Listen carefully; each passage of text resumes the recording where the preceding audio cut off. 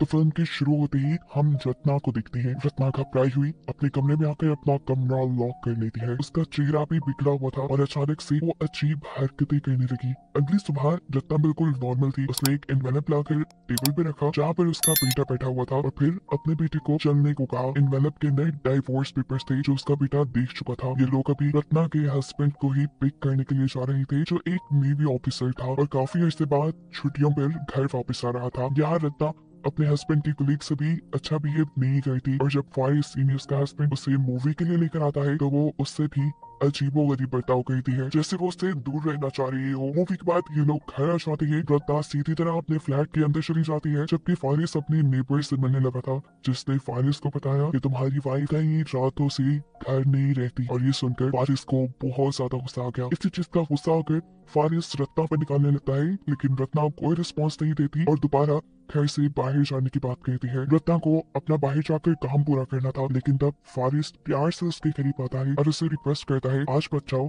कल चली जाना। रत्ना रुक तो जाती है लेकिन वो फारिस के साथ रहना ही नहीं चाहती थी। वो फारिस को इग्नोर कर रही थी, जिससे उसे लगने लगा कि रत्ना का जरूर किसी और आदमी के साथ अफेयर चल रहा है और ये चीज रत्ना को तोड़ देती है। वो फारिस को कोई जवाब नहीं देती लेकिन खुद अपना सर बुरी तरह टेबल पे मारने लगती है और ऐसा करने से उसका बेटा आकर उसे रोकता है। अब सुबह जब फारिस की आंख खुली तो किचन में खटर पटर हो रही थी। बाहर जाकर उसने देखा कि उसका बेटा खुद ही खाना बना रहा था। वो अपने बेटे से बात करता है तो उसे पता चलता है कि कई महीनों से रत्ना उसका बिल्कुल ख्याल नहीं रखती। वो खुद ही अपना नाश्ता बनाता है, खुद ही तैयार होता है, खुद ही नहाता है और फिर स्कूल चला जाता है। ये सुनकर तो फारिस को दुख भी हुआ और गुस्सा भी आया कि रत्ना जो कुछ भी कर रही थी उस सब में अपने बेटे को भी भूल गई थी। अभी वो यही सोच रहा था कि एकदम से दरवाजे पे नॉक होता है और देखने को मिलता है कि यहाँ रत्ना की असिस्टेंट आई थी। रत्ना खुद एक स्क्रिप्ट राइटर थी और उसे जल्द ही अपना एक शो प्रोड्यूस करना था, जिसके लिए वो काफी दिन से बिजी थी। और रत्ना के ही कहने पर उसकी असिस्टेंट उसके बेटे बुद्धि को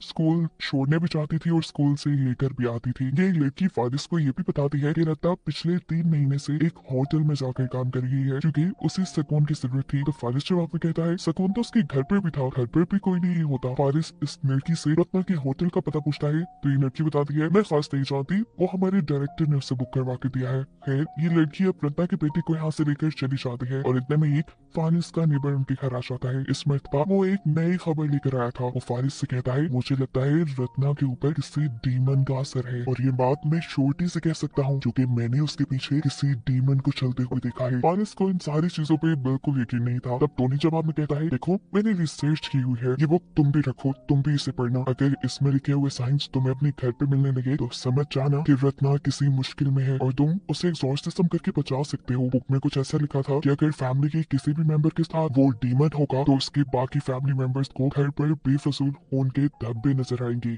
उनकी इन्हीं बातों के दौरान दिखाया जाता है कि पीछे रत्ना का गाँव तकिया एक अजीब से मॉन्स्टर में बदल गया जिसे इन दोनों ने नोटिस नहीं किया। अब फारिस इन सारी बातों को इग्नोर करते हुए जाता है रत्ना के डायरेक्टर के पास क्योंकि उसे लग रहा था कि रत्ना का डायरेक्टर उसमें इन्वॉल्व है। वो उसे फजूल में यहाँ पीटने ही वाला था लेकिन फिर उसे पब्लिक का ख्याल आया और उसने पूछा बताओ रत्ना कहाँ है। डायरेक्टर जवाब में उसे रत्ना का एड्रेस नहीं बताता बल्कि ये कह देता है उसे डिस्टर्ब मत करो, वो बहुत बड़ा प्रोजेक्ट कर रही है। ये सारी चीजें सुनने के बाद फारिस को और भी ज्यादा गुस्सा आ गया। वो खुद क्या भी करता हर चीज उसे पता चलाने का तजस्सुस हो गया था, इसलिए उसने एक प्राइवेट स्पाई को हायर किया जो हर वक्त उस डायरेक्टर पर और उसकी वाइफ पर नजर रखे। ये सब करने के बाद वो घर वापस आ जाता है। ये टाइम उसके बेटे के भी स्कूल से वापस आने का था। रत्ना की असिस्टेंट ही उसे स्कूल से वापस लेकर आई और दुखी फारिस उसी से अपना गम बांटने लगा। बातों ही बातों में जब वो लड़की फारिस के करीब आने वाली थी तभी इन दोनों के दरमियान फारिस का बेटा आ गया जो अपने डैड को उसे नहलाने को कहता है। फारिस जब अपने बेटे को नहला रहा था तब वो बताता है कि मॉम कई दिनों से बहुत अजीबोगरीब बिहेव करती है, कमरे में जाकर बुद्धि से बातें करती है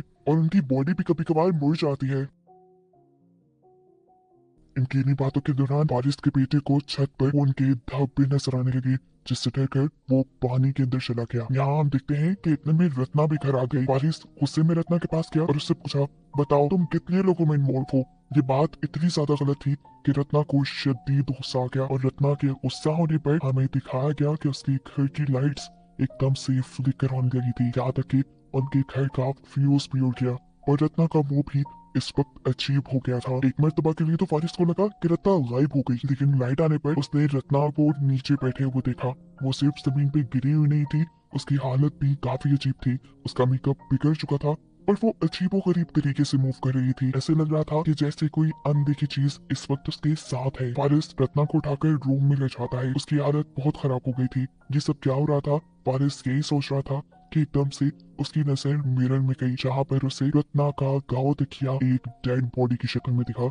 आधी रात को सर्च आती है, पर आधी रात में रत्ना को दोबारा से वही अटैक आता है, जिसमें वो अजीबोगरीब बिहेव कर रही थी और उसने अपना गाँव तकिया ऊपर रखा हुआ था। ये देखकर फारिस उसके ऊपर से गाँव तकिया उठाकर साइड पे फेंक देता है, जिसके बाद रत्ना की हालत ठीक हो जाती है। इतने में ही हम देखते हैं कि फारिस को किसी का फोन आया। ये उसी स्पाई की कॉल थी, जिसने फारिस को बताया कि वो डायरेक्टर तुम्हारी वाइफ में इन्वॉल्व नहीं है, क्योंकि वो सारी इन्वेस्टिगेशन कर चुका था। कॉल के बाद जैसे ही फारिस रूम में आया तो रत्ना दोबारा ही उसे पोसेस हालत में मिली। उसके बाल उसके मुंह पे आए हुए थे और वो अजीबोगरीब काम कर रही थी। लाइट्स एक और बार फ्लिकर हुई और फिर जब वो लाइट्स बंद होकर ऑन हुई तो रत्ना घर से गायब हो चुकी थी। फारिस को इस मर्तबा भी कुछ चीजें अजीब नहीं लगी। उसका शक अभी भी डायरेक्टर पे चल रहा था, इसलिए उसने दोबारा स्पाई को फॉर की और डायरेक्टर के होटल का एड्रेस पूछते हुए उसके होटल में चला गया। वो जब लिफ्ट में था तो उसे यहाँ पे एक ओल्ड लेडी मिली, जो उसे ये कहती है कि वो आने वाला है, जो कहने के बाद वो भी गायब हो जाती है। खैर उसने जाते ही डायरेक्टर पर गन पॉइंट कर दी, लेकिन फिर उसे पता चला कि उसके रूम में तो कोई भी नहीं था। वो घर वापस आया तो उसने देखा कि उसका बेटा बहुत ज्यादा डरा हुआ है, क्योंकि उसे छत पर खून के धब्बे नजर आ रहे हैं। काफी देर से वो वॉशरूम में भी नहीं गया था, क्योंकि वहां पर रत्ना थी और उसे अब रत्ना से डर लग रहा था, अपनी मॉम से डर लग रहा था। जाने से पहले तो फारिस खुद वॉशरूम चेक करके गया था, रत्ना वहां नहीं थी, लेकिन अब रत्ना वहां कैसे आ गई थी उसे समझ नहीं आता। वॉशरूम में जब वो जाकर देखता है तो रत्ना की हालत काफी बुरी थी। उसने अपने ऊपर अपना गाँव तकिया रखा हुआ था और उसके पाँव में से भी खून निकल रहा था। बाकी जो कोई भी उसे देखता डर जाता। फारिस अपने बेटे को इस कमरे से चले जाने को कहता है और फिर रत्ना को उठाकर बेड पर लिटाता है। रत्ना को सुनाने के बाद वो अपने बेटे के पास आ गया, उसे तसल्ली दी और उससे बातें करने लगा। और बातें करते करते ही ये दोनों यहाँ सो गए। और इसके सोने के बाद आधी रात को रत्ना दोबारा उठी। अब वो बिल्कुल ठीक लग रही थी। वो तैयार हुई, उसने बोल्ड मेकअप किया और छतरी लेकर बाहर निकल गई। बाहर बहुत तेज बारिश हो रही थी, लेकिन इसकी उसे परवाह नहीं थी। वो इस बारिश में झूमती एंजॉय करती आगे बढ़ती है और तभी उसे टैक्सी मिल जाती है। वो टैक्सी को उसी होटल जाने को कहती है, जहाँ पर पिछले कई दिनों से वो काम करने के लिए जाया करती थी। मौसम की खराब हालत और अकेली लड़की को देखकर टैक्सी ड्राइवर भी सिचुएशन का फायदा उठाने की कोशिश करता है, लेकिन रत्ना इग्नोर करके उसकी गाड़ी से निकल जाती है। और तब हम गाड़ी के अंदर एक शैडो को देखते हैं, एक भूत को देखते हैं। रत्ना के गाड़ी से निकलते ही वो एंटिटी जो हमें उस कार में बैठी दिखाई दी थी, वो बेदर्दी से ड्राइवर को मार देती है। ये सब रत्ना ने भी देखा, लेकिन उसे कोई फर्क नहीं पड़ा और वो बड़े मजे से अपने रूम के अंदर चली गई। यहाँ हमें देखने को मिला कि स्पाई भी उसका पीछा कर रहा है। जाहिर सी बात है, फारिस के कहने पर ये स्पाई जैसे ही रत्ना के रूम के पास गया तो उसे रत्ना के रूम के अंदर से अजीबोगरीब आवाजें आने लगी।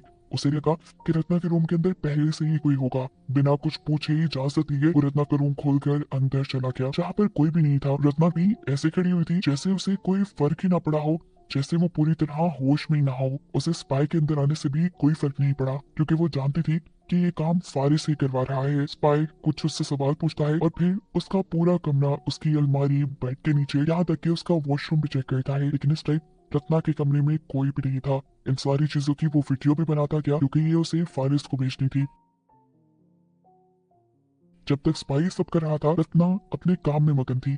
यहाँ हम देखते ही कि रत्ना की वीडियो बनाते हुए वो आदमी भी आहिस्ता आहिस्ता रत्ना के करीब आने लगा, लेकिन रत्ना ने कोई रिस्पॉन्स नहीं दिया, यहाँ तक कि उसके हाथ भी नहीं हटाई। एकदम से अब इस आदमी को बाथरूम से अजीब आवाज आई। उसे लगा कि बाथरूम में कोई है। चेक करने के लिए जैसे ही उसने बाथरूम का दरवाजा खोला तो वहाँ बहुत सारा खून गिरा और सामने एक एंटिटी, एक डीमन भी उसे दिखाई दिया, जिससे डरकर वो फौरन ही बाथरूम से बाहर निकल आया। लेकिन पीछे रत्ना तो जैसे हथियार लिए तैयार खड़ी थी। वो इस आदमी को बार बार स्टैब करके यहीं पर मार देती है और मारने के बाद वो इस आदमी की बॉडी को उठाकर होटल की अलमारी में रख देती है।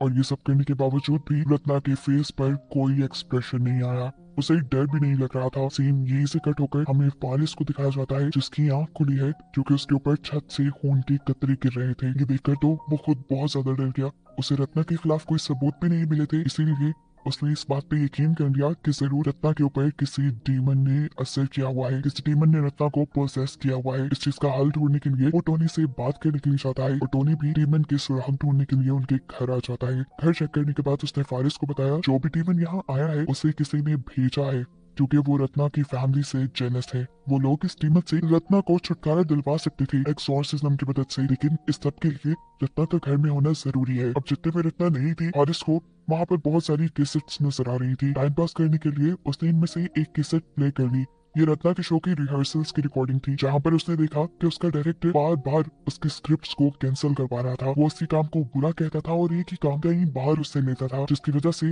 रत्ना काफी डिस्टर्ब थी। इसी रिकॉर्डिंग में हम देखते हैं कि रत्ना की असिस्टेंट उसकी सारी स्क्रिप्ट्स को समेटती है और फौरन रत्ना के पीछे आकर उससे कहती है कि मैं तुम्हारी सारी प्रॉब्लम्स हल कर सकती हूँ, सिर्फ एक शर्त पे कि तुम अपने हस्बैंड को मुझे दे दो। जाहिर सी बात है किसी को भी ये बात सुनकर गुस्सा आना ही था। रत्ना ने बुरी तरह इनकार कर दिया। तब उस लड़की ने कहा, सोच लो, मैं तुम्हें उसके बदले कुछ ऐसा दे सकती हूँ जो हमेशा तुम्हारी बात मानेगा, लेकिन वो एक इंसान नहीं होगा, वो होगी कोई एंटिटी, एक डीमन। ये सारी चीजें फुटेज में देखने के बाद वारिस समझ गया कि जरूर रत्ना की असिस्टेंट नहीं, वो एंटिटी, वो डीमन रत्ना के पीछे लगाया है। सारी बात समझने के बाद वो इरादा करता है कि वो रत्ना की मदद करेगा, इसीलिए वो पूछ पिछाकर रत्ना के होटल जाता है, जहाँ हमें देखने को मिला कि इस टाइम रत्ना के पास उसका डायरेक्टर आया हुआ था, जो अभी भी रत्ना को फोर्स कर रहा था अच्छी स्क्रिप्ट लिखने के लिए। ये देखकर रत्ना को बहुत ज्यादा गुस्सा आ गया और रत्ना के गुस्से में आते ही इस डायरेक्टर के सामने वो डीमन आ गया, जिसे देखकर ये डायरेक्टर बुरी तरह डर गया। उसे समझ नहीं आई वो क्या करे। बिल्कुल स्पाई की तरह वो भी जब डर कर पीछे मुड़ा तो उसे रत्ना मारने के लिए खड़ी थी और रत्ना इस टाइम उसके गले पर चाकू रखते हुए उसका भी मर्डर कर देती है। ये सब करते हुए उसे इस चीज का ख्याल भी नहीं रहा था कि उसे जेल भी हो सकती है। शायद वो ये सब इस डीमन के पोजेशन से आकर कर रही थी। नीचे हम देखते हैं कि फारिस उसी गाड़ी के पास आकर रुका है जिस गाड़ी के अंदर रत्ना यहाँ आई थी। उसका ड्राइवर मरा हुआ था। अभी वो उसी को देख रहा था कि अचानक डायरेक्टर की लाश भी उसी गाड़ी पे आ गिरी और ये देखकर वो बुरी तरह घबरा गया और फौरन रत्ना के रूम के अंदर जाने के लिए पड़ा। जब वो लिफ्ट में था तो उसे दोबारा से वही ओल्ड लेडी मिली जो पहले भी उसे मिल चुकी है और वो उसे इतना ही कहती है कि वो आगे आए और ये कहकर वो वहां से चली जाती है।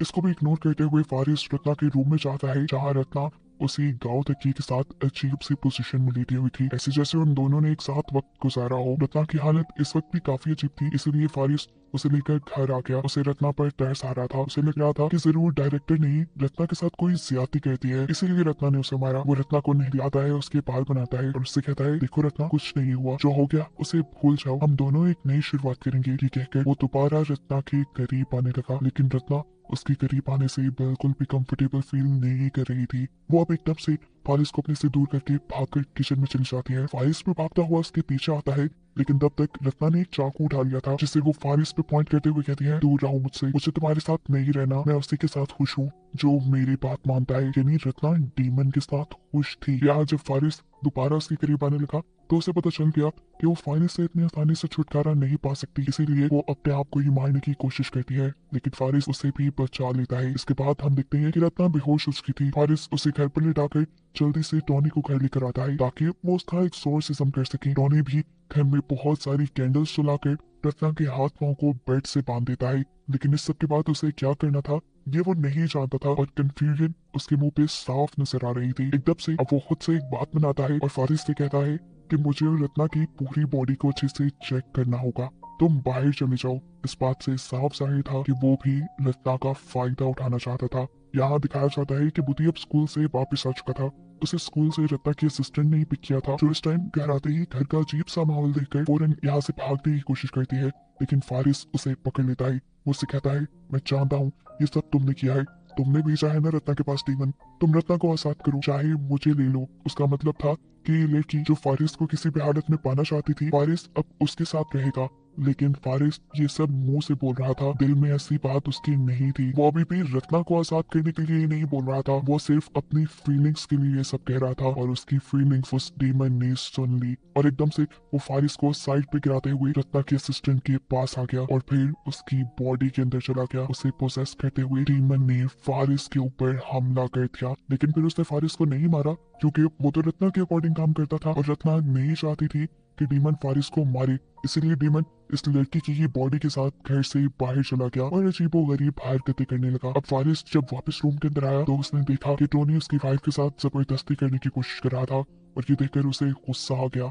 इससे पहले कि वो टोनी के साथ कुछ करता, इस रूम का सारा फर्नीचर हवा में लटक जाता है और यहाँ की लाइट्स भी चली जाती हैं। टोनी इसी मौके का फायदा उठाते हुए फारिस को मारने की कोशिश करता है, क्योंकि वो जानता था कि अगर उसने फारिस को न मारा तो फारिस उसे मार देगा। अब ठीक उसी टाइम पर जब वो फारिस को मारने वाला था, डीमन ने उसी को पोसेस कर लिया। ऐसी हालत में टोनी खुद अपना सर दीवार से मार मार कर मर गया। और यहाँ रेलवे स्टेशन पे रत्ना की असिस्टेंट भी अपना सर नीचे मार मार कर मर गई। सीन कट होकर दोबारा हमें फारिस का घर दिखाया जाता है, जहाँ दीवारों पे, छत पे, फ्लोर पे हर जगह खून बहने लगा था।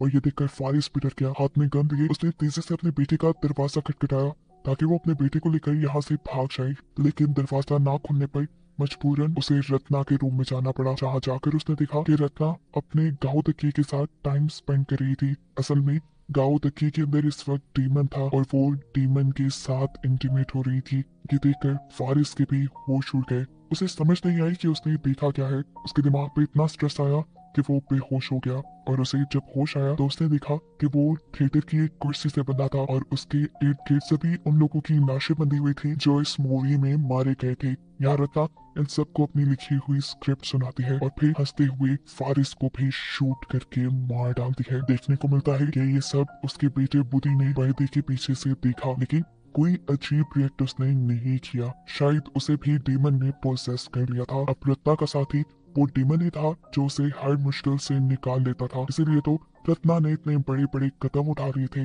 जितने भी लोगों को रत्ना ने मारा था, ये सब वो लोग थे जो रत्ना को तंग किया करते थे। और अब इन सब के मरने के बाद रत्ना आजाद थी और उसी को दिखाते हुए ये कहानी यहाँ खत्म हो जाती है।